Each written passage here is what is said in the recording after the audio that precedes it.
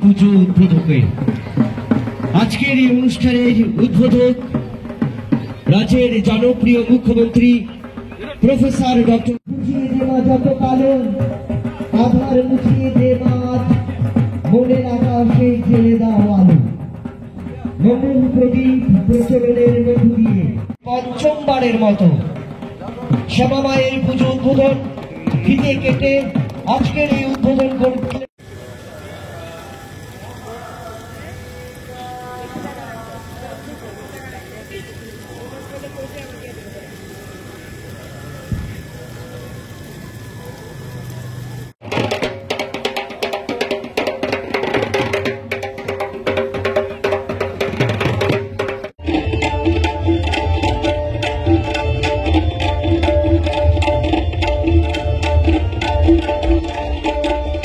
মায়ের হাতে বস্ত্র তুলে দিচ্ছেন আমাদের আজকের এই অনুষ্ঠানের উদ্বোধক মাননীয় মুখ্যমন্ত্রী প্রফেসর ডক্টর মানিক সাহা মহোদয় ৩৯ নং পুর ওয়ার্ড কর্পোরেটর শ্রী অলোক রায় মহোদয়কে। উৎসব তো নিশ্চয়ই আমাদের দীপাবলি উৎসব এবং আমাদের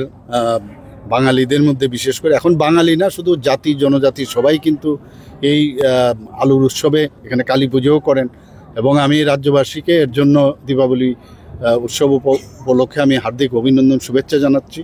এবং যেভাবে আমরা মা দুর্গার আমরা পুজো সম্পন্ন করেছি শান্তি